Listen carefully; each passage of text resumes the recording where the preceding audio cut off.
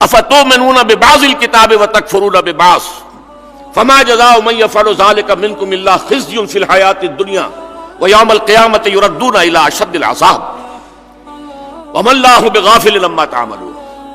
میں نے کہا آپ ماتھے پر کلنگ کا ٹیکا لیے پھر رہے ہیں. وہ چونکے کیا کہہ رہے ہو, کیوں کہہ رہے ہو؟ میں نے کہا آپ نے شریعت کورٹ کے ہاتھ باندھ دیے, فیملی لاز میں بھی بات نہیں کر سکتی. آیا ان کی دیانت اور امانت پہ شک ہے؟ ان کے علم پر اعتماد نہیں ہے؟ کہنے لگے پھر ان خواتین کو کون مطمئن کرے گا؟ میں نے کہا آپ کے سوچ کا معیار یہ ہے تو میں آپ کے ساتھ شورا میں نہیں بیٹھ سکتا, یہ استعفیٰ حاضر ہے, میں جا رہا ہوں.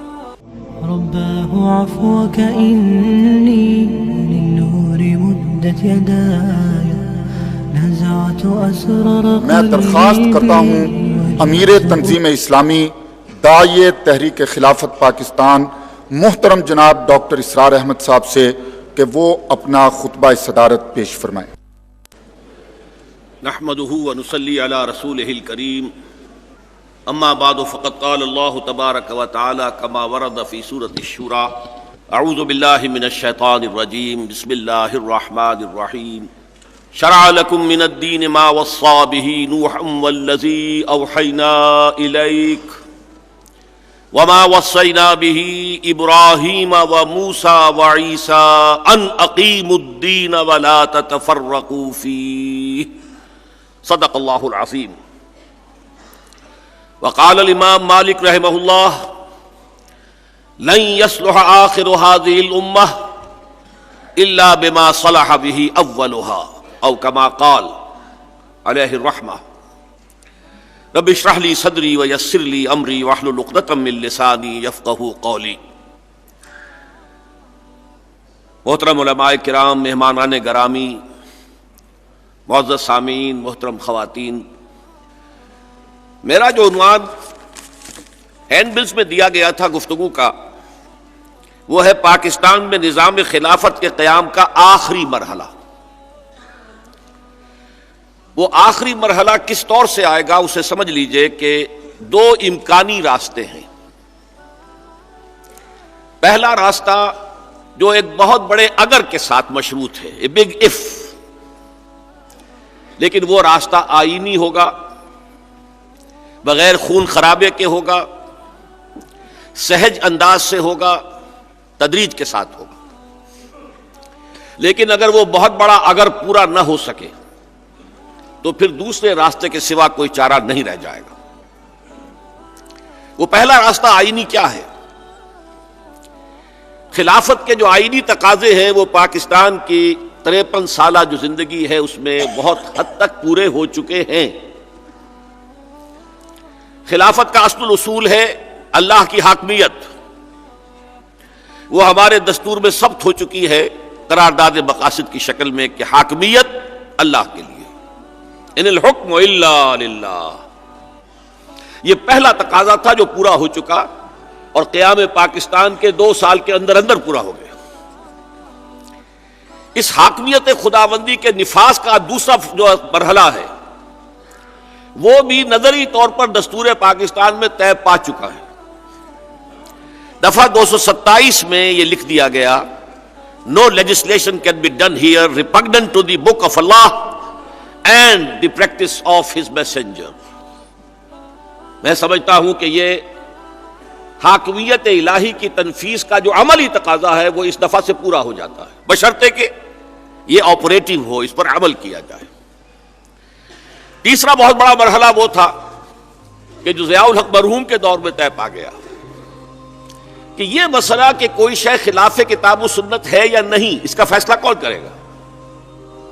ایک عالم دین کرے گا, دوسرا کرے گا, ایک مفتی کرے گا, دوسرا کرے گا, کوئی ایک فرقے والا کرے گا, دوسرے فرقے والا کرے گا, کون کرے گا؟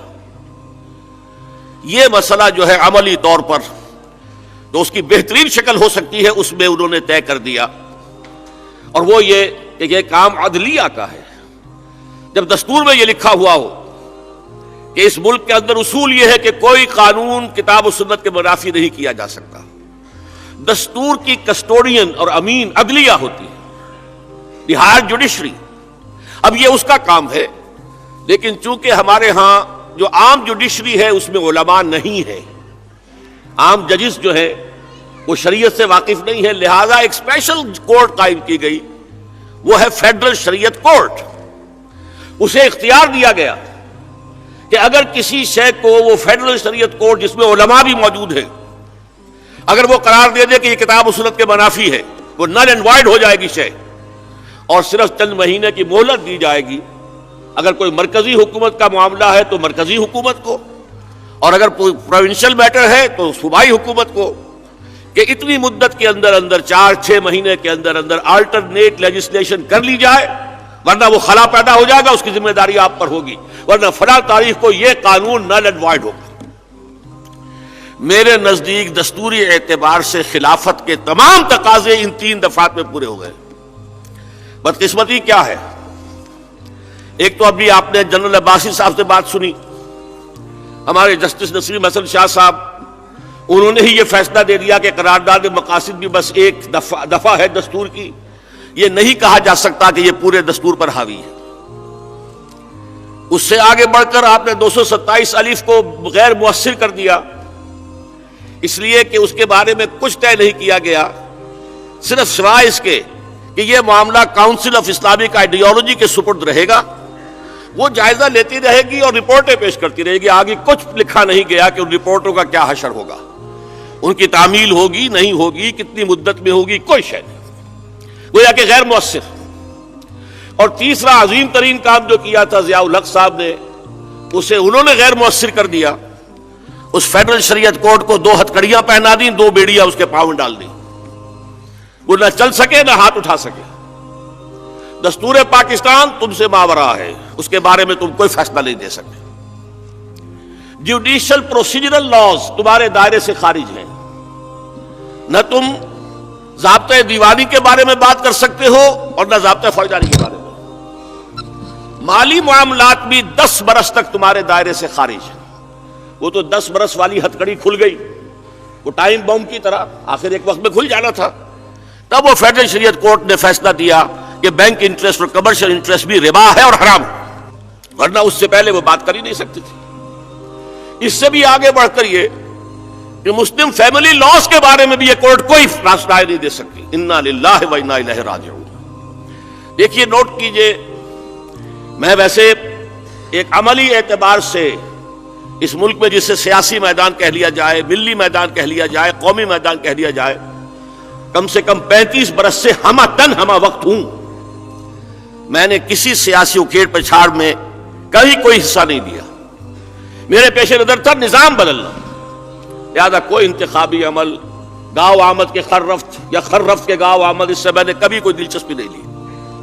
پہلی مرتبہ ضیاء الحق صاحب کے بارے میں محسوس کر کے کہ اسلام اسلام اسلام اسلام کر کے آخر ایک شخص نے اس حد تک جو ہے پہنچ گیا ہے، تو اگر کہا ہے انہوں نے وزارت پیش کی تھی، اس کو میں نے رد کر دیا، لیکن جب انہوں نے شورا میں شرکت کی دعوت دی تو میں شریک ہو گیا۔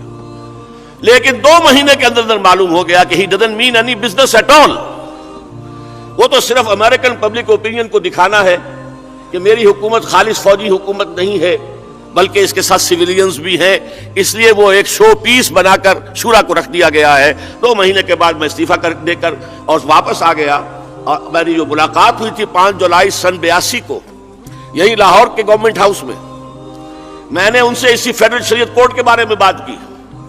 آپ نے اتنا عمدہ ادارہ بنایا، اتنی ہائی لیول کی کورٹ قائم کی، پھر اپنے ہینڈ پکڈ ججز اس میں بٹھا دیے، اس لیے کہ جو مولانا مودودی کے ہوتے تھے معاون ملک غلام علی صاحب، وہ کس کا چوائس؟ آپ کا چوائس۔ پیر کرم شاہ صاحب کس کا چوائس؟ آپ کا چوائس۔ اور مولانا تقی عثمانی کس کا چوائس ہے؟ آپ کا چوائس۔ لیکن آپ نے ان کے ہاتھ باندھ دیے۔ اس کا مطلب یہ ہے کہ آپ شریعت کو جزوی طور پر مانتے ہیں، کلی طور پر نہیں مانتے ہیں، اور اس پر جو اللہ کی وعید ہے وہ سن لیجئے، افتؤمنون ببعض الکتاب وتکفرون ببعض فما جزاء من يفعل ذلك منكم الا خزي في الحياة الدنيا ويوم القيامة يردون الى اشد العذاب وما الله بغافل عما تعملون۔ میں نے کہا آپ ماتھے پر کلنگ کا ٹیکا لیے پھر رہے ہیں، وہ چونکے، کیا کہہ رہے ہو، کیوں کہہ رہے ہو؟ میں نے کہا آپ نے شریعت کورٹ کے ہاتھ باندھ دیے، فیملی لاز میں بھی بات نہیں کر سکتی۔ آیا ان کی دیانت اور امانت پہ شک ہے؟ ان کے علم پر اعتماد نہیں ہے؟ کہنے لگے پھر ان خواتین کو کون مطمئن کرے گا؟ میں نے کہا آپ کے سوچ کا معیار یہ ہے تو میں آپ کے ساتھ شورا میں نہیں بیٹھ سکتا، یہ استعفیٰ حاضر میں جا رہا ہوں۔ لیکن جیسا کہ میں نے عرض کیا، ان چیزوں کے ہوتے ہوئے پاکستان کے دستور میں یہ جو چور دروازے موجود ہیں ان کی وجہ سے غیر مؤثر، اسی لیے میں کہتا رہا ہوں، آپ کے علم میں یہ بات آئی ہوگی، پاکستان کا موجودہ دستور منافقت کا پلندہ ہے۔ پورا اسلام موجود ہے لیکن مؤثر نہیں ہے۔ منافق کون ہوتا تھا؟ وہ بھی مسلمان ہوتا تھا۔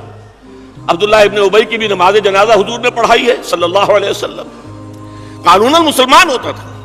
ہمارے دستور میں آئینی تقاضے نظام خلافت کے پورے ہیں لیکن غیر مؤثر۔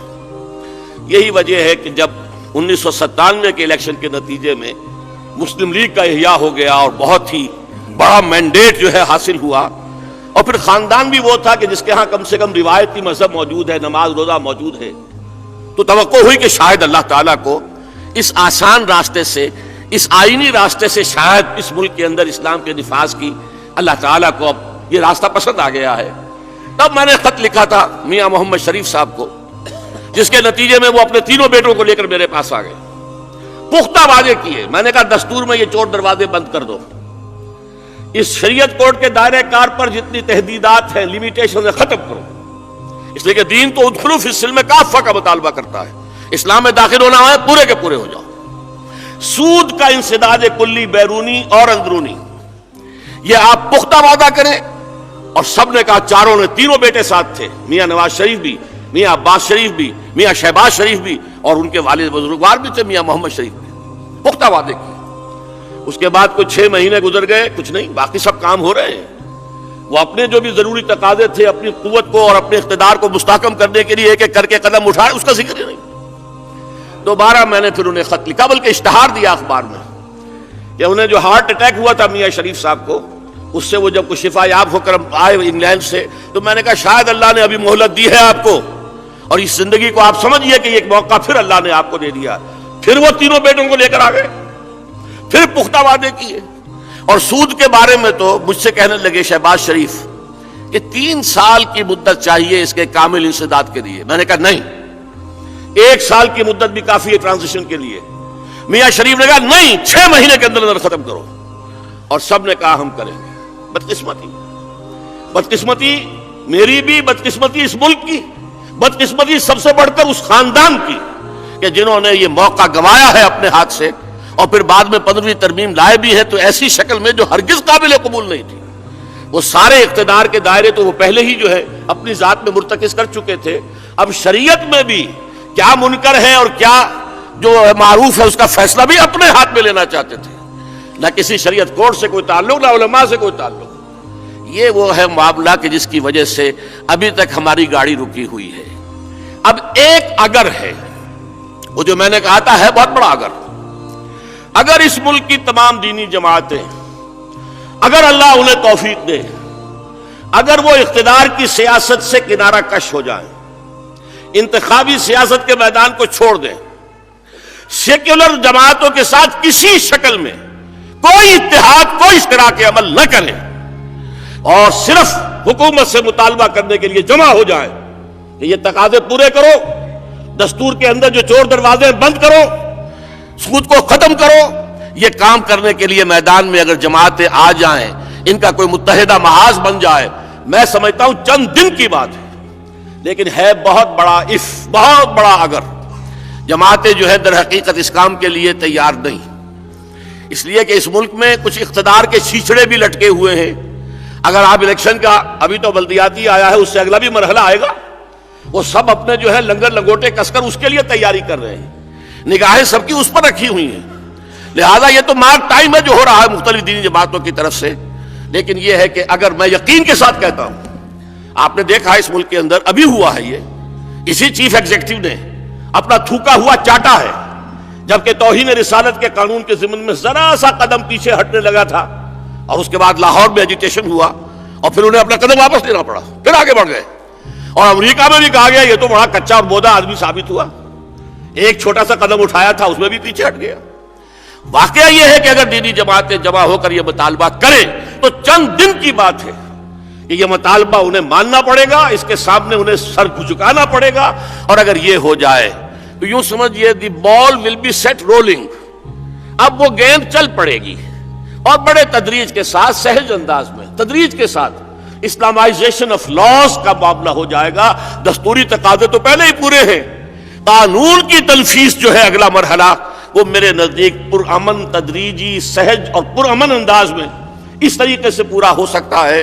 میں نے جب پہلی مرتبہ یہ بات کہی تھی نواز شریف صاحب کو، جب یہ میں نے مشورہ دیا تھا، تو جنرل حمید گل صاحب نے اس پر تبصرہ کیا تھا، بہت صحیح، کہ اگر ایسا ہو جائے تو یہ ایک سافٹ ریولیوشن ہوگا، یہ ایک نرم انقلاب ہوگا انقلاب، لیکن نرم انداز میں ہو جائے گا۔ لیکن میں جیسا کہ آپ سے عرض کر رہا ہوں، اس کا سارا دار و مدار ہے اس بڑے اف پر۔ اگر جماعتیں تیار ہو جائیں اور اس کے لیے متحد ہو کر مطالبہ کریں، ان کی طاقت مجتمع ہو، اور کوئی بھی چھچڑا جو ہے اقتدار کا، اختیار کا، کہیں کوئی پاور شیئرنگ جو ہے، اس کا کوئی لالچ جو ہے انہیں اس راستے سے نہ ہٹا سکے، تو یہ چند دنوں کی بات ہے کہ یہ کام ہو جائے گا، شروع ہو جائے گا الحمدللہ۔ لیکن اگر یہ نہیں ہوتا تو کیا ہاتھ پر ہاتھ دھرے بیٹھے رہے؟ نہیں۔ آلٹرنیٹ کیا ہے؟ آلٹرنیٹ وہ ہے جو منہاج محمدی ہے صلی اللہ علیہ وسلم۔ اسی لیے میں نے آپ کو ایک تو آیت سنائی، اے مسلمانوں، ہم نے تمہارے لیے وہی دین معین کیا ہے جس کی وصیت کی تھی نوح کو، اور جو ہم نے وہی کیا ہے محمد آپ کی جانب صلی اللہ علیہ وسلم، اور جس کی وصیت کی تھی ابراہیم کو اور موسیٰ کو اور عیسیٰ کو، کہ قائم کرو اس دین کو، اور اس کے بارے میں متفرق مت ہو جاؤ، ٹکڑوں میں نہ بٹ جاؤ۔ اور اس کے لیے میں نے آپ کو قول سنایا تھا امام مالک رحمت اللہ علیہ کا، اور اس کا تعلق اس حدیث سے ہے جو آج صبح میں آپ کو سنا چکا ہوں۔ حضور نے اپنے مبارک اور باسعادت دور سے لے کر قیامت تک کے 5 ادوار گنائے۔ تکون النبوۃ فیکم ما شاء اللہ ان تکون، ثم یرفع اللہ اذا شاء یرفعها، پہلا دور دور نبوت۔ ثم تکون خلافۃ علی منہاج النبوۃ فتکون ما شاء اللہ ان تکون، ثم یرفع اللہ اذا شاء یرفعها، دوسرا دور خلافت علی منہاج النبوۃ۔ تیسرا دور ثم تکون ملکا عاضا، تیسرا دور ایک جابر، ایک ظالم ملوکیت کا دور ہوگا۔ یہ ظالم ملوکیت تھی بنو امیہ کی، جس میں واقعہ کربلا ہوا، حادثہ حرہ ہوا، سینکڑوں تابعین شہید کیے۔ آپ کو معلوم ہے حجاج ابن یوسف نے، یہ ظالم حکومت، لیکن اس کے بعد پھر فرمایا ثم تکون، یہ بھی ختم ہو جائے گی جب اللہ چاہے گا۔ یہ مسلمانوں کی اپنی حکومتیں تو تھے تو مسلمان کلمہ گو تو تھے۔ پھر چوتھا دور آئے گا ثم تکون ملکن جبرین، غلامی لے کر آئے گی ملوکیت۔ یہ دور تھا کولونیل رول کا جو اب ختم ہو گیا۔ کہیں ملکہ وکٹوریہ کے غلام تھے، ہم 100 برس تک غلام رہے ہیں۔ اس سے پہلے ایسٹ انڈیا کمپنی کی غلامی تھی ہندوستان کے بڑے حصے پر، اور اس کے بعد 1857 کے بعد تو ملکہ وکٹوریہ، ہم ان کے غلام تھے۔ کہیں فرانس کے غلام تھے، کہیں کسی اور کے غلام تھے، ملکن جبرین۔ لیکن فرمایا اس کے بعد پھر دور آئے گا ثم تکون خلافت علی منہاج النبوۃ، پھر دور آئے گا خلافت علی منہاج النبوۃ کا۔ واقعہ یہ ہے کہ قافلہ انسانیت اس دہلیز پر پہنچ چکا ہے، وہ دور زیادہ دور نہیں ہے۔ لیکن اب اس میں نوٹ کیجئے، حضور کے بعد پہلا دور بھی خلافت علی منہاج النبوۃ، اور پھر آخری دور بھی خلافت علی منہاج النبوۃ۔ اس حوالے سے امام مالک نے فرمایا لا یصلح آخر هذه الامہ الا بما صلح به اولها، اس امت کے آخری حصے کی اصلاح نہیں ہو سکے گی مگر اسی طریقے پر، اسی منہاج پر، اسی میتھڈالوجی سے جس سے کہ پہلے حصے کی اصلاح ہوئی تھی۔ پہلا منہاج نبوت قائم ہوا تھا منہاج محمدی پر صلی اللہ علیہ وسلم، منہاج خلافت۔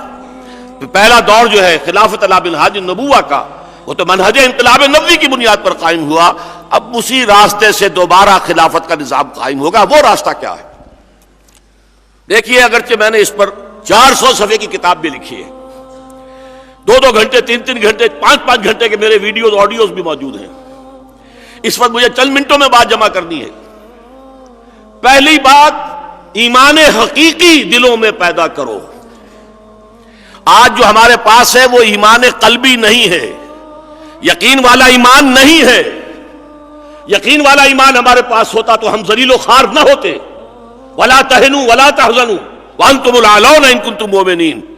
تم ہی مومن اگر ہوگے تو تم سب سے سربلند ہوگے. ہم تو ذلیل ہیں. آج کیوں ذلیل کہ کل تک نہ تھی پسند. گستاخی فرشتہ ہماری جناب میں. ہمارے پاس ایمان نہیں، ایک عقیدہ ہے، موروثی عقیدہ ہے، ایک ریشیل کریڈ ہے.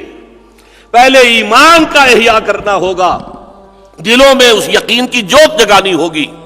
اور اس میں ایک عوام کی سطح کا ایمان ہے، ایک انٹلیکچوئل لیول کا ایمان ہے جو علی وجہ البصیرت بھی ہو. جیسے کہ حضور سے کہلوایا گیا قل ھذہ سبیلی ادعو الی اللہ علی بصیرۃ انا ومن اتبعنی. کہہ دو اے محمد صلی اللہ علیہ وسلم یہ میرا راستہ ہے، میں اللہ کی طرف بلا رہا ہوں علی وجہ البصیرت. نہ صرف میں خود بلکہ جو میرے پیروکار ہیں وہ بھی علی وجہ البصیرت چل رہے ہیں. یہ اندھے بہرے ہو کر نہیں چل رہے، علی وجہ البصیرت چل رہے ہیں. پہلا مرحلہ یہ ہے، اور اس علی وجہ البصیرت ایمان کے سورس صرف ایک ہے اور وہ قرآن مجید ہے. مولانا ظفر علی خان کس کا انداز میں کہہ گئے وہ بات، وہ جنس نہیں ایمان جسے لے آئیں دکانیں فلسفہ سے، ڈھونڈے سے ملے گی عاقل کو یہ قرآن کے سپاروں. شاید اسی سے آپ سمجھیں 35 برس اس عرض لاہور میں صرف کر چکا ہوں صرف تعلیم و تعلم قرآن. جدید تعلیم یافتہ لوگوں کو قرآن سے روشناس کرانا. اور یہ سارا کام کس لیے تھا؟ یہ پہلا مرحلہ ہے انقلاب نبوی کا. وہ ایمان حقیقی پیدا ہو، اور اس کا ثبوت کیا ہوگا؟ ثبوت یہ ہوگا کہ اس نظام کے تحت رہتے ہوئے شریعت کے جتنے حصے پر عمل کرنا ممکن ہے اس پر لازماً عمل کریں، چاہے مشکل ہو، چاہے بھوک آئے، چاہے فاقہ آئے. سودی لین دین حرام. کسی حکومت نے آپ پر لازم نہیں کیا کہ آپ بینک سے قرض لیں اور اونچا محل بنائیں، بڑی بلڈنگ بنائیں. کسی نے لازم نہیں کیا، یہ آپ کا اپنا فعل ہے. کسی حکومت نے آپ کو مجبور نہیں کیا کہ بینک میں رقم رکھیں اور سود کھائیں. کم سے کم یہ تو نہ ہو جو غبار ہے سود کا وہ تو میرے اور آپ کے اندر جا رہا ہے حضور کی حدیث کے مطابق. غبار یا دخان وہ تو جا رہا ہے، لیکن ڈائریکٹ انوالومنٹ تو نہ ہو. بے پردگی کا کوئی حکم ہمارے ہاں نہیں دیا گیا. مصطفیٰ کمال پاشا کی طرح یہاں برقعے نہیں اتروائے گئے، یہاں چادریں نہیں اتروائی گئیں.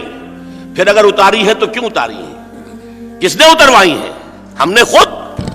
جس کے پاس 2 پیسے ہو گئے، معلوم ہوا برقع تو شاید پرانی دقیانوسیت کی علامت ہے، دفع کرو اس کو. اس کے بعد چادر رہ گئی، چادر گئی. اس کے بعد ایک پٹی سی رہ گئی ہے کب کہیں وہ گلے کے اندر پڑی ہوئی، اللہ اللہ اور خیر صلی اللہ.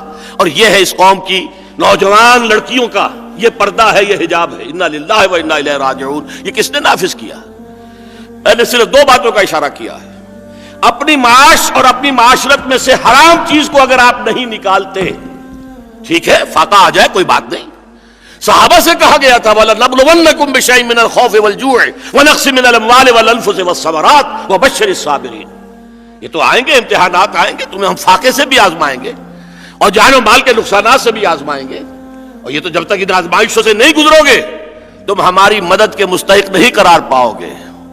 امتحانوں میں سے گزر جاؤ پھر ہماری مدد آئے گی. یہی وجہ ہے کہ غزوہ احزاب میں جبکہ صحابہ کرام کے لیے من حیث الجماعت آخری درجے کا امتحان ہو گیا تھا، اس کے بعد نوید سنا دی تھی حضور صلی اللہ علیہ وسلم نے اپنے ساتھیوں کو لن تغزوکم قریش بعد عامکم ھذا ولکنکم تغزونہم.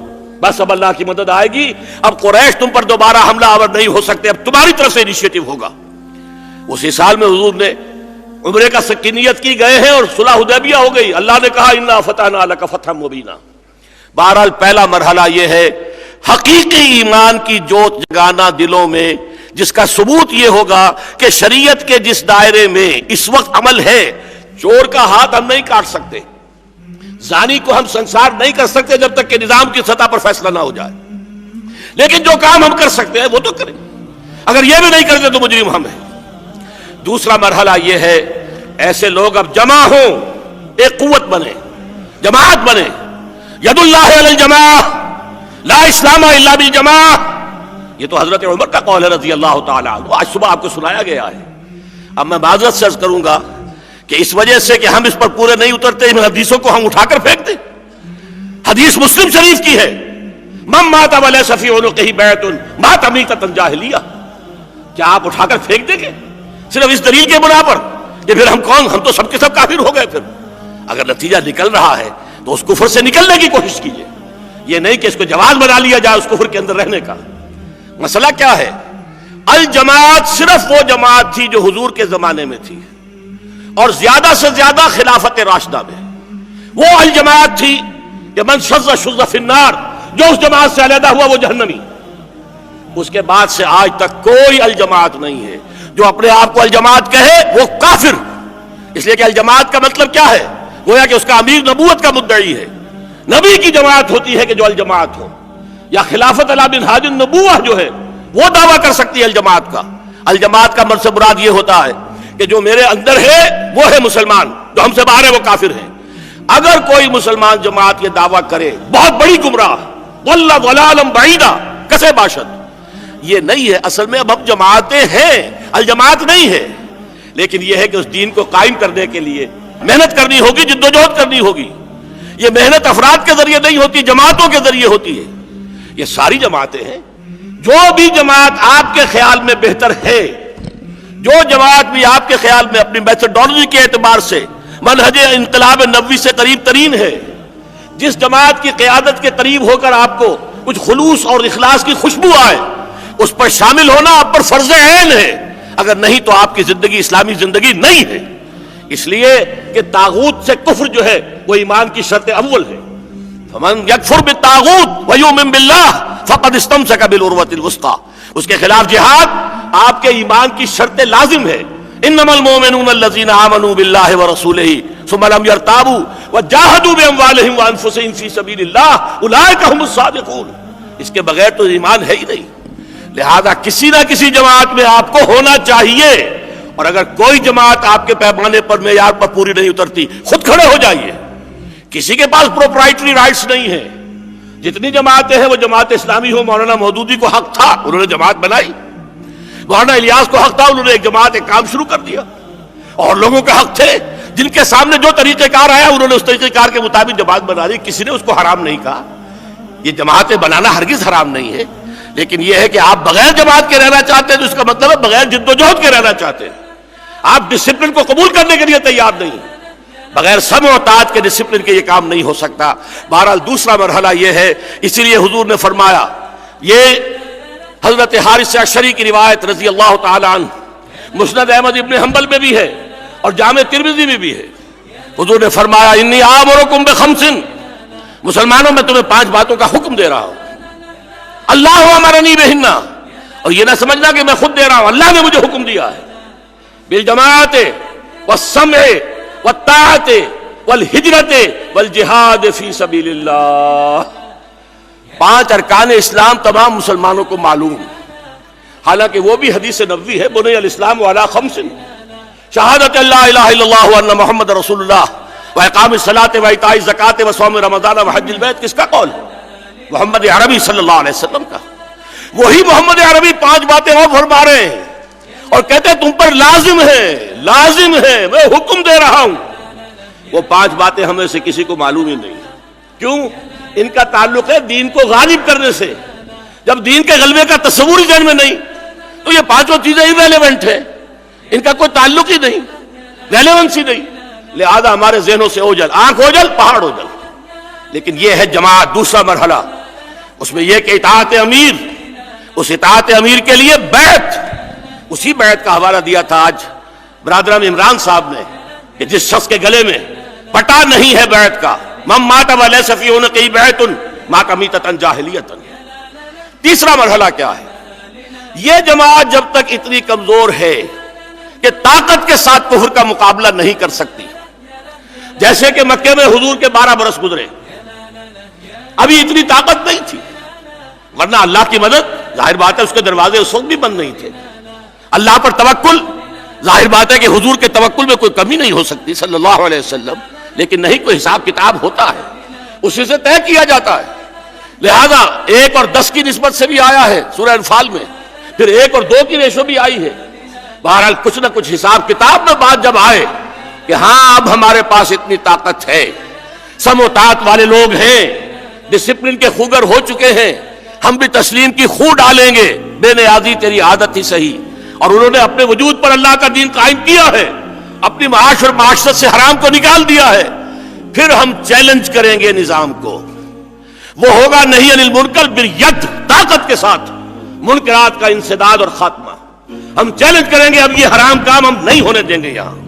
اس لیے میں عرض کر رہا ہوں اس میں بھی مسلح بغاوت نہیں، اس لیے کہ ایک تو مسلمان کا مسلمان سے تعلق ہے، ایک نیا مسئلہ ہے. حضور کے زمانے میں ایک طرف کفر تھا ایک طرف اسلام تھا. دوسرا مرحلہ یہ ہے کہ جو حکومت ہے ان کے پاس فوج ہے، ایئر فورس ہے. آپ کو معلوم ہے حافظ الاسد نے ایک دن میں 30,000 اخوانی ہلاک کیے، پورا شہر ہماکہ اڑا دیا. 30,000. ظاہر فوج موجود ہے، ٹینک ہے، ایئر فورس ہے. لہذا اصل میں مسلح بغاوت جو ہے وہ فیزیبل نہیں ہے. یہ نہیں کہ جائز نہیں ہے، جائز ہے.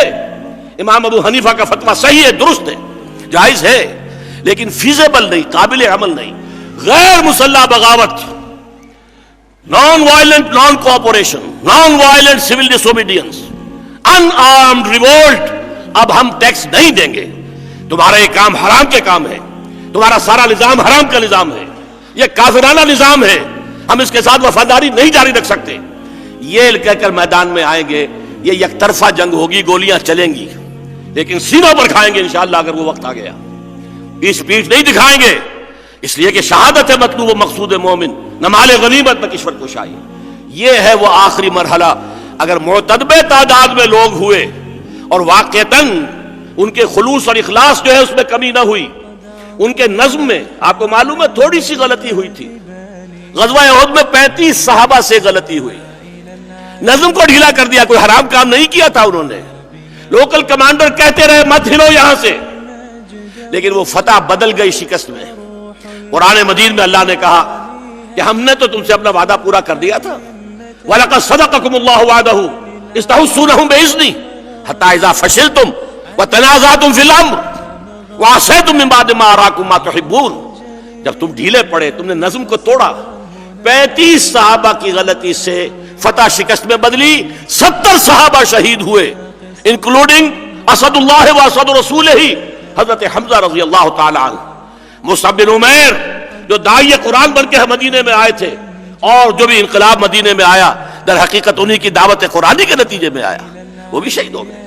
لہذا نظم، ڈسپلن، اس کی ایک جماعت کا تیار ہونا لازم ہے. البتہ جب ہم میدان میں نکلیں گے اگر وہ مرحلہ آ گیا تو بہت سے اور نیک دل لوگ بھی لازماً شامل ہو جائیں گے. لیکن اگر ریڑھ کی ہڈی کی طرح کی مضبوط ایک جماعت موجود ہوگی، وہ اس پورے ایجیٹیشن کو کنٹرول کر سکے گی، اس کو کوئی ہائی جیک نہیں کر سکے گا، اس کو کہیں رخ نہیں غلط طریقے پر بدل سکے گا. یہ ہے 3 نکات جس سے کہ ایک مشکل انقلاب، جانے دینے والا انقلاب محسوس ایسا ہوتا ہے. ویسے تو اللہ کا اختیار ہے، اگر وہ ہمارے لیے نرم انقلاب کا راستہ کھول دے فبہا، اس کا کرم ہے، اس کا فضل ہے. لیکن اگر نہیں ہوتا ہے، ہمارا کام یہ ہے کہ ہم اس کا بھی مطالبہ کرتے رہیں، اس کھڑکی کو بند نہ کریں. اب ہم پرویز مشرف سے یہی مطالبہ کر رہے ہیں. جماعت اسلامی نے اپنے جلسے میں بلایا، میں نے جا کر وہیں پر وہ بات رکھ دی، اور پورا ان کا مجمع کھڑا ہو گیا اور سب نے ہاتھ اٹھا دیا، ہاں اس کے اوپر تحریک چلنی چاہیے. لیکن جماعت اسلامی نے بھی تحریک چلانے کا فیصلہ نہیں کیا. اگر کوئی مظاہرے کیے تو اس بات پر کیے کہ نواز شریف کو یہاں سے کیوں بھیج دیا ہے. اللہ اللہ خیر صلی اللہ. یہ معاملہ جو ہے وہ کتاب و سنت کا نہیں، دین کا نہیں، ایمان کا نہیں. لیکن وہ مطالبہ لے کر اگر کھڑی ہو جائے جماعتیں، کرو یہ تبدیلیاں دستور کے اندر، اس وقت تمہارے ہاتھ کے اندر اختیار بھی موجود ہے. یہ وہ چیز ہے کہ اس کے ذریعے سے امکان ہے. جنرل صاحب آپ اس کی نفی نہ کیجئے، امکان ہے، آئینی طور پر ہو سکتا ہے، لیکن ہے بہت بڑا اگر. اس میں بے نفسی کا معاملہ ہوگا دینی قیادتوں کا. اگر وہ سیاسی جو کھیل ہے اسے چھوڑ دیں اور جو بھی کشاکش اقتدار کی جو جد و جہد ہے اس سے نکل جائیں اور صرف امر بالمعروف نہی عن المنکر اس کے لیے جمع ہو جائیں. اس کو جہاد کہا ہے حضور نے صلی اللہ علیہ وسلم. فمن جاہدہم بیدہی فہو مومن ومن جاہدہم بلسانہی فہو مومن ومن جاہدہم بقلبہی فہو مومن ولیس وراء ذلک من الایمان حبۃ خردل. اس کے بعد تو ایمان رائی کے دانے کے برابر بھی موجود نہیں. یہ طریقہ ہے. اس طریقے کے لیے ایک جماعت تیار کرنے کی بھی ہم کوشش کر رہے ہیں اپنی سے. ہمارے پاس اگر 2 کم آئے ہیں، مجھے اس کی فکر نہیں ہے. مجھے معلوم ہے سیرت النبی سے آپ نے 22 برس میں ٹوٹل ریولوشن برپا کیا. یہ تو کبھی ہوا ہی نہیں تاریخ میں، انسانی تاریخ میں نہیں ہوا. لیکن اس کے بھی 2 حصے کیجئے تو پہلے 10 سال میں بمشکل 125 آدمی حضور کے پاس تھا. دار الندوہ میں قتل کا فیصلہ ہو چکا ہے. اسی لیے آلٹرنیٹ بیس کی تلاش میں طائف گئے تھے. وہاں جو کوئی 2 دن میں ہو گیا حضور کے ساتھ، مکے میں پورے 10 برس میں نہیں ہوا تھا، اس لیے کہ بنو ہاشم پشت پر تھے، بنو ہاشم کی سپورٹ حاصل تھی. لیکن جب ابو طالب کا بھی انتقال ہو گیا، ادھر گھر میں دل جوئی کرنے والی ایک رفیقہ حیات تھی حضرت خدیجہ الکبریٰ رضی اللہ تعالی عنہ، اس کا بھی انتقال ہو گیا. حضور نے فرمایا یہ عام الحزن ہے، یہ ہمارے لیے صدموں کا سال ہے. اور اس میں سب سے بڑا صدمہ طائف میں ہوا، جس پر یوں سمجھیے چیخیں نکل گئی ہیں. اللہم الیک اشکو ضعف قوتی وقلت حیلتی وہوانی علی الناس، اللہ تیری جناب میں فریاد لے کر آیا ہوں اپنی قوت کی کمی کا، اپنے وسائل کی کمی کا، اور لوگوں کے سامنے جو میری توہین ہو رہی ہے. یہ اسٹریٹ ارچنز پتھراؤ کر رہے ہیں، ہنس رہے ہیں، قہقہ لگا رہے ہیں، اور جو ہے یہ تماشا ہے، یہ رسوا سر بازار شوق ستمگار ہے. محبوب خدا، حبیب رب العالمین، سید الانبیاء والمرسلین، اور طائف کی گلیاں اور پتھراؤ اور تاک تاک کر ٹخنے کی ہڈیوں کو نشانہ بنایا جا رہا ہے. جسم لہو لہان ہو گیا ہے، اور ذرا بیٹھے ہیں تھک کر یا نڈھال ہو کر، تو 2 گنڈے آئے ہیں، ایک نے دائیں بغل میں ہاتھ ڈالا، دوسرے نے بائیں میں، اٹھاؤ جاؤ یہاں سے. انا للہ و انا الیہ راجعون. اللہم الیک اشکو ضعف قوتی وقلت حیلتی وہوانی علی الناس الی من تکلنی الی بعید یتجہمنی او الی عدو ملکت امری. کیا میرا معاملہ میرے دشمن کے ہاتھ میں دے دیا، جو چاہے میرے ساتھ کر گزرے. یہ فریاد آئی ہے محمد کی زبان پر صلی اللہ علیہ وسلم. مولانا مناظر احسن گیلانی نے النبی الخاتم میں لکھا ہے، یہی دعا ہے ٹرننگ پوائنٹ. یہ گویا کہ ذاتی طور پر حضور پر ابتلا اور آزمائش کی انتہا تھی جو یوم طائف میں ہو گئی. اس کے بعد سے مدد آئی ہے، اس کے بعد مدینے سے کھڑکی کھلی ہے، اس کے بعد آپ غار ثور میں رہے ہیں تو اس کے دروازے پر پہنچ کر بھی لوگ نہیں دیکھ پائے. اس کے بعد اگر سراقہ نے تعاقب کیا ہے تو اس کی سواری کے جو وہ پاؤں ہیں وہ دھس گئے زمین کے اندر، پھر اللہ کی مدد آئی ہے. لیکن یہ کہ پہلے یہ ساری شرائط پوری کی جائیں، یہ ہے وہ راستہ، انقلاب کا راستہ، جانے دینے کا راستہ. اور جان لیجئے اگر محمد عربی صلی اللہ علیہ وسلم نے بھی اس خلافت کے نظام کو قائم کرنے کے لیے کئی 100 صحابہ کی جانوں کا نذرانہ پیش کیا، اپنے خون کا ہدیہ پیش کیا. 2 مرتبہ طائف کی مٹی بھی اس نے بھی جذب کیا ہے نبی کے خون کو. اور دامن احد میں تو خون کا فوارہ چھوٹا تھا حضور کے یہ رخسار مبارک سے، اس لیے کہ وہ جو تلوار کا وار پڑا تھا 2 دندان مبارک شہید ہوئے ہیں. اور یہ کہ یہ جو رخسار کی ہڈی ہے اس کے اندر خود کی 2 کڑیاں گھس گئی، ان کو نکالنے کی کوشش کی ایک صحابی نے دانتوں سے کھینچ کر، تو ان کے دانت نکل گئے. پھر جس طریقے سے بھی انہیں نکالا گیا تو خون کا فوارہ آیا، اتنا خون گیا کہ آپ بے ہوش ہو گئے اور خبر اڑ گئی کہ آپ کا انتقال ہو گیا. یہ مرحلے آتے ہیں، ان مرحلوں سے گزر کر یہ ہے سخت انقلاب، یہ ہے ریولوشن، یہ ہے منہاج محمدی. اس کے لیے میں نے آپ کو قول سنا دیا، لن یصلح آخر هذه الامہ الا بما صلح به اولها. وہ آخری دور آئے گا اسی طور سے آئے گا جس طور سے پہلا دور آیا تھا. اور ایک محقق نے بتایا کہ یہ قول تو اصل میں حضرت ابوبکر صدیق کا ہے رضی اللہ تعالی عنہ. انہوں نے جب نامزد کیا تھا حضرت عمر کو اپنے جانشین کی حیثیت سے تو خطبہ دیا تھا، اور خطبے میں فرمایا تھا ان هذا الامر لا يصلح آخره الا بما صلح به اوله. یہ جو ہمارا معاملہ خلافت کا ہے اس کے آخری حصے کی اصلاح نہیں ہو سکے گی مگر اسی طور سے جس سے پہلے حصے کی اصلاح ہوئی تھی. یہ دوسرا راستہ ہے، ہم اس پر بھی گامزن ہیں. البتہ یہ کہ ہم راستے اللہ کی رحمت کے بند نہیں کرنا چاہتے. اگر کہیں سے توقع ہوتی ہے ان کو بھی ہم کہتے رہیں گے. ایک طرز تغافل ہے، صبح ان کو مبارک. ایک عرض تمنا ہے، سو ہم کرتے رہیں گے. ارباب اقتدار سے بھی کریں گے، دینی جماعتوں اور قیادتوں سے بھی کریں گے. لیکن یہ کہ اپنے طور پر ایک ایسی جماعت کو تیار کرنے کی جد و جہد ہمہ تن، ہمہ وقت، ہمہ جہد جاری رکھیں گے. اقول قولی ھذا واستغفر اللہ لی ولکم ولسائر المسلمین والمسلمات.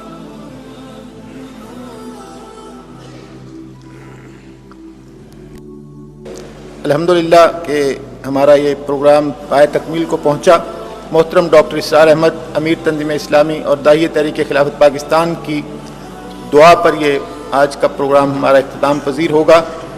اس دعا کو محض رسم نہ سمجھیے، اللہ تعالیٰ کی طرف رجوع کرتے ہوئے خشوع اور خضوع کے ساتھ دعا مانگیے. الحمدللہ الذی ہدانا لہذا وما کنا لنہتدی لولا ان ہدانا اللہ.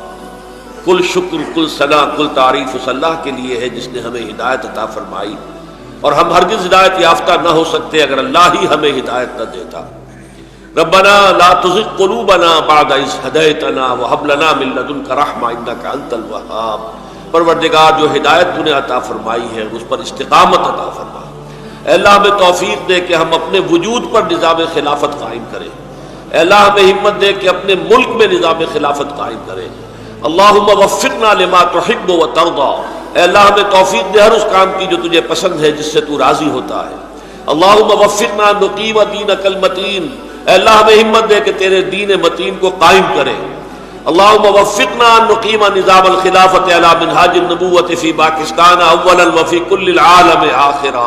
اے اللہ ہمیں توفیق دے تیرے عطا کردہ اس ملک میں سلطنت خداداد پاکستان میں نظام خلافت علی منہاج النبوۃ قائم کریں، اور پھر یہ نظام خلافت علی منہاج النبوۃ پاکستان اور افغانستان سے پورے روح ارضی تک پھیل جائے۔ اللہم انصر من نصر دین محمد صلی اللہ علیہ وسلم من کانوا وحیث کانوا۔ اے اللہ اپنے ہر اس بندے کی مدد فرما جو تیرے نبی کے دین کی خدمت کر رہا ہو، وہ کوئی بھی ہو کہیں بھی ہو۔ وجعلنا منہم، اور اے اللہ ہمیں ان میں شامل فرما دے۔